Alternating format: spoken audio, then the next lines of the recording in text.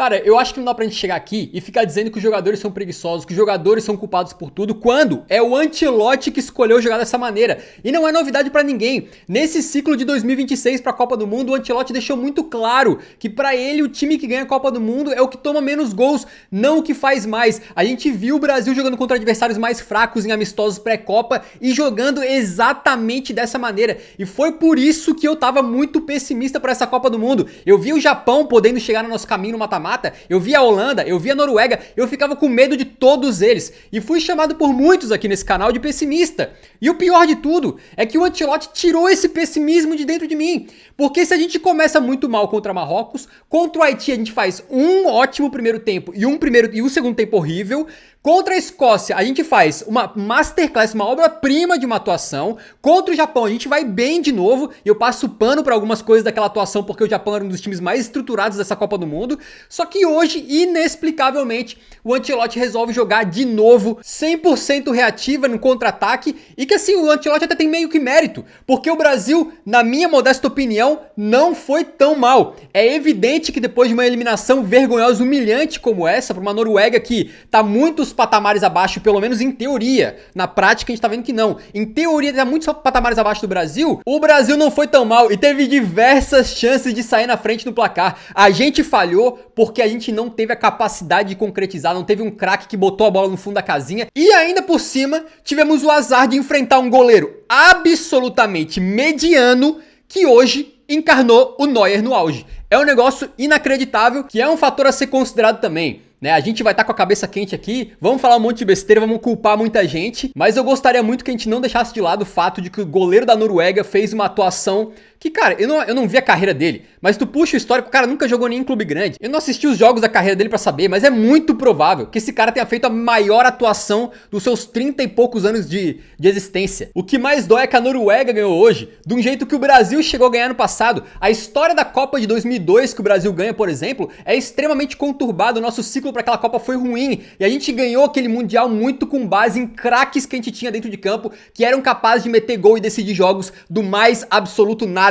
E hoje quem que teve esse craque dentro de campo foi a Noruega com o Erling Haaland, que passou grande parte do jogo sem nem tocar na bola direito, mas duas que ele pegou, ele encaixou as duas, né? E no final das contas, a gente acabou vendo um Brasil caindo exatamente da maneira que a gente imaginava 3 meses atrás, ou até mais, em que o Brasil fez amistosos de baixo nível, que deixou a gente preocupado e com medo de Noruega, de Japão, de Croácia, de qualquer um que aparecesse pela frente. Aí o Brasil faz aquele jogo contra a Escócia, vai bem contra o Japão, resgata o otimismo que tinha dentro da gente, só pra fazer isso aqui hoje, cara. É um roteiro, é tão triste, cara. Parece que toda Copa do Mundo o Brasil regride. Era quarta de final, quartas, quando a gente vai pra uma semi, a gente é estraçalhado pela Alemanha. Aí quartas de novo, mais uma quartas de final. E sempre, cada vez baixando o nível das seleções que nos batem, cara. Era Holanda, depois foi a grande geração belga, aí Croácia, agora Noruega. Qual que vai ser a próxima, com todo respeito aí, cara? Vai ser o Peru? Vai ser o Paraguai? A República Tcheca? O Egito?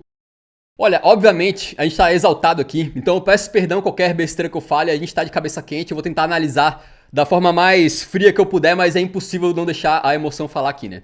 A gente começa esse jogo tomando um baita de um susto, porque o Odegaard enfia essa bola para o Sorloth. A nossa sorte é que o Sorloth tem um pouco do espírito do Morata, né? Ficou impedido aqui, mas a jogada sai e o Berg finaliza, gol da Noruega, impedido. O Sorloth como ponta direita, eu achei que ele nem ia jogar, porque eu imaginei que a Noruega ia tentar se preparar melhor para lidar com o Vini Júnior caindo por aquele lado esquerdo da seleção brasileira ali. Mas o técnico da Noruega colocou o Sorloth e usou ele como uma espécie de pivô ofensivo. Né? Então o goleiro, por exemplo, na reposição de bola, mandava muitas bolas no Sorloth pra ele matar, tentar fazer alguma jogada. Não que ele estivesse muito eficiente, mas obviamente ele tinha um motivo pra estar em campo, né? O Brasil adotou desde o começo uma postura extremamente passiva. Não que seja novidade pro Ancelotti, a gente já viu isso acontecer antes. Até o segundo tempo contra o Haiti foi assim, pra quem não lembra, né? Só que naquele momento a gente tava vencendo por 3-0, então até era tranquilo pra descansar os jogadores. Mas hoje era um jogo de mata-mata e o Ancelotti apostou todas as suas fichas nos contra-ataques. A gente tava jogando aqui defendendo num 4-4-2, eventualmente mudando um pouquinho ali a marcação, mas tentando marcar a Noruega de uma maneira que eles conseguiam progredir até aqui mais ou menos, com a bola normal, né, trocando muito passe, mas daqui pra frente eles estavam perdendo bastante. Então o meio campo do Brasil, quando a Noruega tentava fazer esse passe em profundidade, por exemplo, atingir esse jogador aqui, o Berg, né, que tava flutuando, rapidamente o Brasil conseguia roubar a bola e conseguia sair em contra-ataques. Então não é que a estratégia do Ancelotti falhou por completo não, muito pelo contrário, deu certo em algumas vezes, né. O Vini Júnior, logo no começo do jogo, ele dá uma sambada, ele destrói esse Ayer na marcação aqui, deixa o cara completamente perdido e eu pensei, cara, o que o Vini Júnior vai destruir esses caras na marcação, no drible hoje é brincadeira. E ele até conseguiu fazer isso durante parte do jogo. O nosso primeiro melhor momento, por exemplo, é assim, né, no momento de contra-ataque em que o Bruno Guimarães, que vai sair como vilão aqui, mas é uma pena, ele fez uma grande Copa do Mundo, ele acha um passe absolutamente fantástico pro Martinelli, o Martinelli invade a área, também acha um passe muito bom pro Matheus Cunha, aí o zagueirão chega por trás e faz o pênalti. Só um detalhe aqui que eu achei que o VAR foi muito mal, porque mostraram só um ângulo pro árbitro, que foi o ângulo de frente, mostrando o contato do zagueiro Ayer com o Matheus Cunha, pra mim foi pênalti, mas por um ângulo de trás dá pra ver que o Ayer chega a tocar na bola. É bem pouquinho, acho que não invalida o pênalti, mas foi esquisito não terem mostrado todos os ângulos pro árbitro, né? E aí, cara, tem o primeiro grande lance pra gente discutir dessa eliminação, né? Foi o Bruno Guimarães pra bater o penal. O Bruno Guimarães, puxando o histórico dele no Transfer Market aqui, ele bateu 3 pênaltis na carreira e fez todos, né? O Vini Júnior, que é o craque dessa equipe, supostamente o cara que deveria estar batendo um pênalti desse, o Vini Júnior tem muito problema com pênalti. É bom lembrar isso, né? O Vini Júnior marcou 13 pênaltis na carreira e perdeu 6, ou seja, a cada 3 ele perde 1. Não é um aproveitamento muito alto. Ao mesmo tempo, a gente espera que o craque da equipe nesse momento pegue a bola e bata. Até porque o Vini Júnior já fez gol contra o Neuer de pênalti numa semifinal de Champions League, no mata-mata de Champions League contra o Donnarumma e o Manchester City, ele bateu o pênalti e fez gol também. Então o Vini Júnior é um cara que não treme nesses momentos. Eu tava conversando com colegas aqui para tentar entender por que o Vini não bateu e foi levantada a possibilidade do Vini ter tremido, de Vini ter pipocado. Acho que não é o caso. Eu nunca vi o Vini na minha vida ter medo de alguma coisa. Ele pode ter alguns jogos que ele não vai bem, mas o quanto que esse cara é decisivo e chama a responsabilidade em muitos momentos da carreira, em mata-matas, em finais, é brincadeira. Ele é um cara extremamente pra esses momentos. Tá, e o que aconteceu lá dentro da comissão técnica, eu não sei. Mas o fato é que teve uma entrevista com o David Ancelotti, o filho do Ancelotti, né, auxiliar técnico, que depois do jogo disse que estava decidido antes mesmo da partida começar, como eles fazem para todas as partidas. Então eu não sei se o Bruno Guimarães nos treinamentos estava destruindo nos pênaltis, e aí resolveram botar ele, né? Talvez esse tipo de informação vai pipocar nos próximos dias. Vai surgir aí, a gente vai saber exatamente o que aconteceu. Mas estava decidido desde o começo, desde antes da bola rolar. Então não me parece que foi uma pipocada do Vini, certo? O Bruno Guimarães, ele tenta dar aquela paradona, e aí, cara, aquela paradona é a parada que é o seguinte, né? Se o goleiro ficar parado, quando tu chega pra bater na bola, tu chega sem um impulso pra botar ela com força no fundo da rede. E se o goleiro te enganar, né, ele finge que vai pra um lado e depois vai pro outro, tu também já se arrombou, né? Então essa paradona tá ficando mais manjada. Ela funcionou por muito tempo e continua funcionando, né? Mas ela tá ficando... Tem gente começando a perder pênalti dessa maneira, né? E o Bruno Guimarães aqui caiu no bait porque o goleiro praticamente não se mexeu. Quando ele chega pra batida, ele manda ali a meia altura no alcance do goleiro, né? Foi uma batida ruim, uma batida que geralmente se tu desloca o goleiro não tem problema. Porque se o goleiro tá caindo pra um lado, pode bater de qualquer jeito do outro que a bola entra, né? Mas aqui ele não bateu bem, o goleiro caiu pro lado certo e a gente tem o nosso primeiro grande momento aqui. É complicado, porque o Bruno Guimarães vai ser vilanizado por isso aqui, tá? Eu acho que, obviamente, tu perder um pênalti num momento decisivo como esse é uma coisa importante a ser debatida, mas ao mesmo tempo, primeiro que ele não é o único vilão dessa equipe, segundo que ele talvez tenha sido o melhor jogador do Brasil na Copa depois do Vini Júnior. Então acho um erro tentar destruir o Bruno Guimarães, acabar com a imagem dele, né? Ele é um cara que possivelmente tem todas as condições de ser um dos líderes do time na próxima Copa do Mundo, já projetando pro futuro aí, que ele vai estar com 30 e pouquinhos, né? Olha as chances de contra-ataque do Brasil. O Brasil teve, não dá pra dizer que não funcionou. O que o Ancelotti pensou pra partida, funcionou até certo momento. A gente teve a chance, olha só, 3 contra 3. E um dos 3 é o Vini. Depois mais uma, 2 contra 2. Nessa aqui o Vini e o Matheus Cunha não se entenderam bem. O Matheus Cunha tentou fazer aquela de botar a bola na frente pra dividir com o lateral ali e acabou caindo na área e pediu pênalti, mas não foi absolutamente nada. Primeiro que foi ombro a ombro. Segundo que na Copa do Mundo não estão marcando esse tipo de coisa. O Matheus Cunha devia estar careca de saber disso, né? A gente vai pra primeira pausa pra datação e assim, a Noruega não tinha chutado pro gol. O Haaland não tinha nem tocado na bola. mas começava a dar uma agonia de que tu olhava pro campo e toda hora a Noruega tava com a bola. E às vezes o Brasil bastante passivo, como eu falei pra vocês, né? Era do meio campo pra trás que a gente apertava pra roubar a bola. Antes disso, a gente deixava a Noruega ficar trocando passes, o Odegaard flutuava, recebia, sem alguém colado nele pra parar ele. Então o cara tinha tempo pra parar, pensar, abrir o jogo. E a Noruega sem pressa nenhuma. E o Brasil meio que sem pressa também. Mais uma chance que o Vini consegue botar pro Martinelli, né? O Martinelli invade aqui, linha de fundo, ele bota pro meio e a gente talvez sairia o gol do Bruno Guimarães aqui no segundo pau, não sei. Mas o fato é que o goleiro Nyland acaba desviando essa bola, quase entra também, né? Mas o goleiro com mais uma intervenção fantástica aí. Aqui a gente tem uma bola que o Odegaard consegue finalizar de dentro da área, se eu não tô enganado, é mais um passe lateral errado do Danilo. Acho que foi nesse lance, né? Posso estar confundindo um pouquinho, mas acho que é nesse lance aqui que me deu flashback, porque o gol do Japão sai com um passe lateral errado do Danilo, e esse lance aqui, creio que foi, né? É a mesma coisa, o Odegaard finaliza ali, a bola passa perto. O Haaland vai finalizar pela primeira vez, se eu não tô enganado, aqui com 36 minutos, né? Quando vem um cruzamento lá do Nusa, e ele tenta encobrir de primeiro o Alisson acaba pegando aí. Aqui tem aquele lance que o Vini consegue roubar a bola, o Martinelli deixa pra ele, e o Vini cara a cara com o goleiro, né? Ele acabou finalizando de canhota. E aí, amigo, você, no momento do sangue fervendo aqui, né, a gente pode querer vilanizar o Vini também. Com certeza é um gol que ele poderia ter feito. Com certeza é um gol que ele já fez em outras ocasiões aí, né, dessa mesma posição, com esse mesmo pé. Mas aqui também a gente parou no Nyland, né, o goleiro mediano que contra o Brasil virou Courtois no auge. Ele pegou aqui com a perna direita abaixada, né? Primeiro grande lance de perigo da Noruega é um chutão do Nyland diretamente pro Haaland, né? O Haaland tromba com o Gabriel Magalhães, ganha, aí o Gabriel Magalhães não se entende com o Marquinhos, o Odegaard sai na cara do gol aqui e ele acaba parando numa defesa miraculosa do Alisson, tá? Não foi fácil, ele pega com esse braço aqui esticado, o braço esquerdo, e depois a bola bate um pouco embaixo dele ali.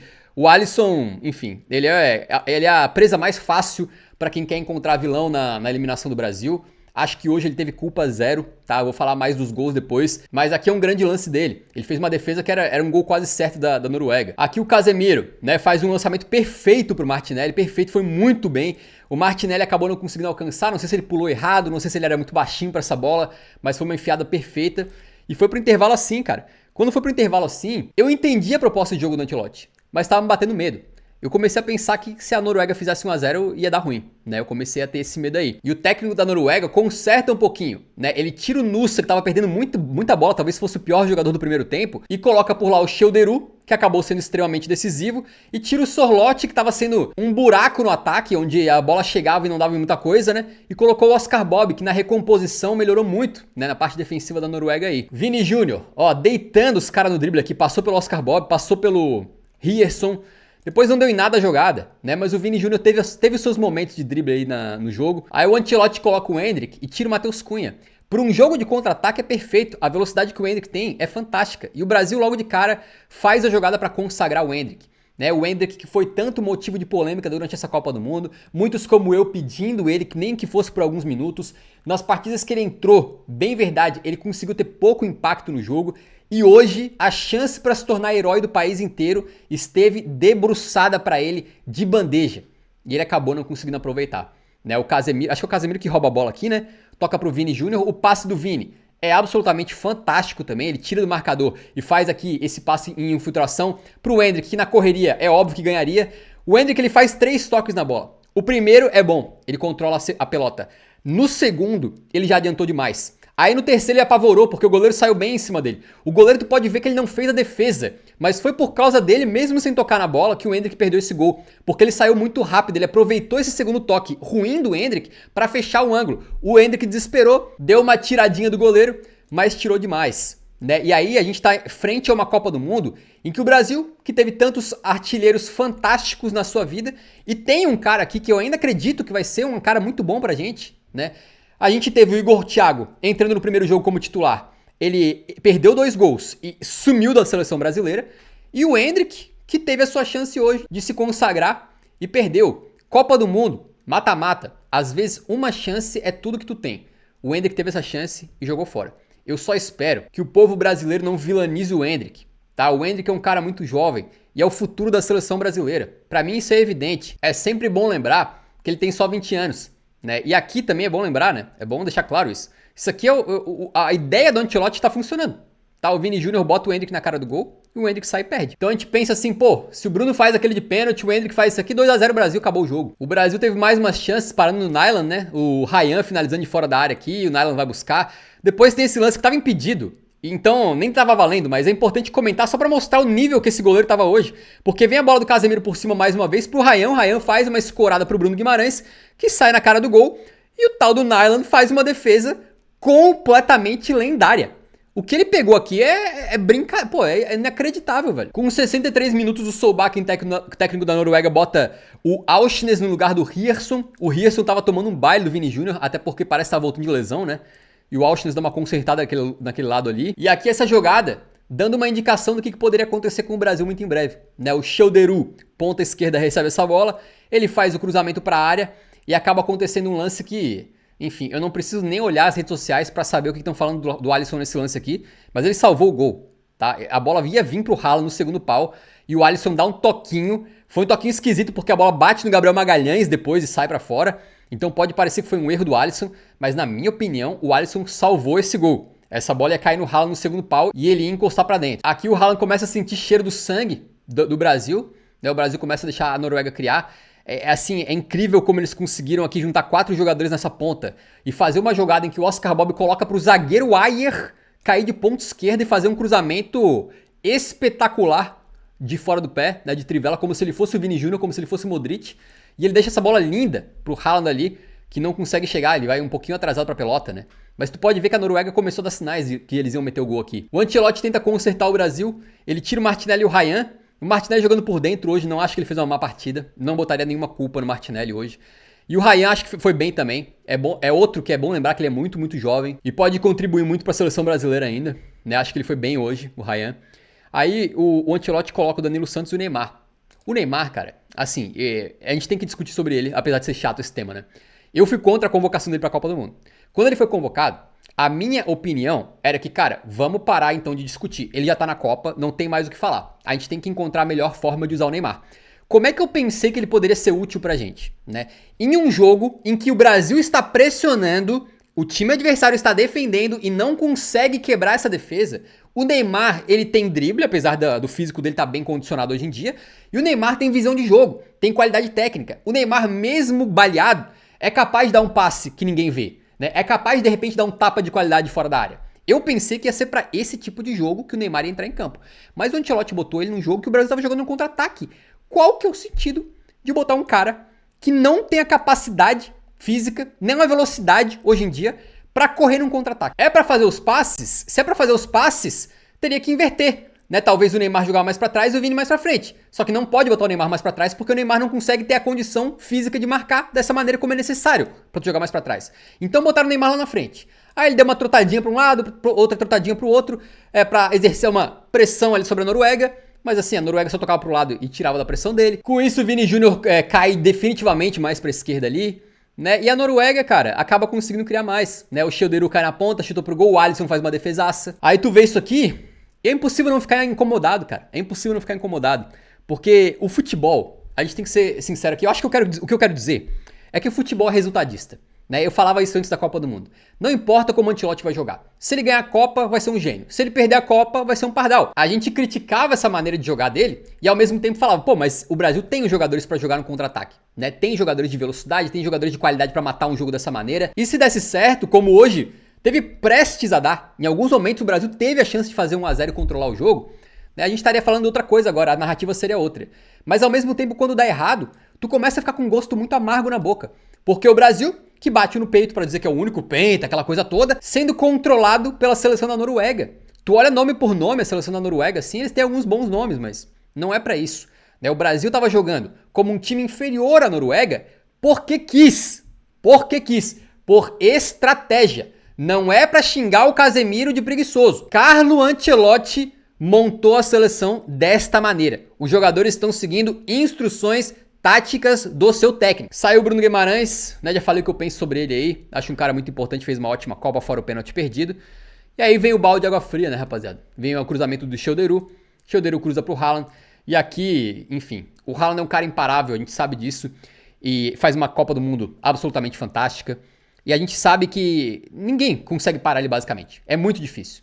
né? Mas se tivesse um cara que a gente pudesse escolher pra tentar parar o Haaland, seria o Gabriel Magalhães. O Gabriel Magalhães, ele joga meio sujo também. Ele empurra, ele puxa, ele fisicamente é bom, né, pra conseguir trombar no Haaland ali. Mas nessa aqui não tem como falar, né? Tenho certeza que vai ter gente botando culpa disso aqui no Alisson também. Acho que tem zero culpa o Alisson aqui. Porque a verdade é que essa bola vem pelo ar. O Gabriel Magalhães tá marcando muito bem o Haaland simplesmente tem mais fome. Se antecipa melhor, chega antes. O Gabriel, olha só a diferença de altura aqui. Né? Porque o Haaland se antecipou. O Haaland conseguiu prever o que ia acontecer antes que o Gabriel reagisse. Quando o Gabriel reage pra botar esse braço na frente aqui, já é tarde. O Haaland já passou na frente e já tá posicionado pra cabecear e mandar essa bola no cantinho, marcando o 6º gol dele na Copa do Mundo. Não acho que o Alisson tenha culpa aqui. Quando chega 80 minutos, tu pensa que o Brasil vai mudar a sua perspectiva. De repente vai marcar em cima, vai sufocar a Noruega. Agora é o momento do Brasil exercer uma pressão, botar o peso de uma seleção que bate no peito pra dizer que é penta. Porque pra falar palavras vazias, eles usam isso o tempo todo. Ah não, porque o Brasil é penta, então tem que ser favorito. Mas na hora de jogar como um pentacampeão, eu não vi. Por acaso, depois dos 80 minutos, vocês viram algum momento que o Brasil meteu uma pressão absurda na Noruega pra empatar esse jogo? Eu não vi. Teve momentos que a Noruega tinha posse de bola e controlava ela igual quando tava 0-0. Com o Brasil ainda assim marcando em bloco baixo, ou médio pelo menos, né? Casemiro tem essa chance, que ele sai na cara do gol aqui. Ele tenta cruzar essa bola de canhota, né? A bola passa ali por todo mundo, ele não cruzou muito bem. Era uma chance de gol clara. Depois a gente ainda... Enfim, rapaziada, é o que eu falei pra vocês, cara. A gente ainda deu azar, porque o que o goleiro Nyland fez aqui é brincadeira, cara. Eu nunca vi um negócio desse. O cara tava, assim, em outro nível, Porque tem um toque contra, né, do Ayer, acho. A bola sobe, vai ser um gol contra. E o Nyland, ele não só faz uma defesa quase impossível. Tu pode ver que ele chega com as pontinhas do dedo ele tira essa bola. É pra deixar o cara maluco, velho. E a bola ainda vai na trave. Cara, é um azar inacreditável do Brasil, né? O Nyland fazendo jogo da vida dele. E aí o Haaland não tem nada a ver com isso. Recebeu o passe do Schelderu. Tu pode ver que a marcação tá um pouquinho desencaixada, porque o Marquinhos foi pra direita, né? Pra marcar o Schelderu. E aí quando o Haaland recebe aqui na frente da área, ele tem um pouquinho mais de espaço do que ele deveria ter. Né? De repente deveria estar o Marquinhos aqui fechando em cima dele.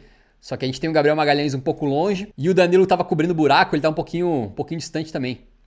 Deu tempo do Haaland pensar. E aí, enfim, rapaziada, ele acertou um tiro aqui que é praticamente indefensável, foi muito forte e muito no canto. Olha onde é que essa bola entrou. Ela foi colocada com a precisão de um cara bizarro. O Haaland, ele não é normal.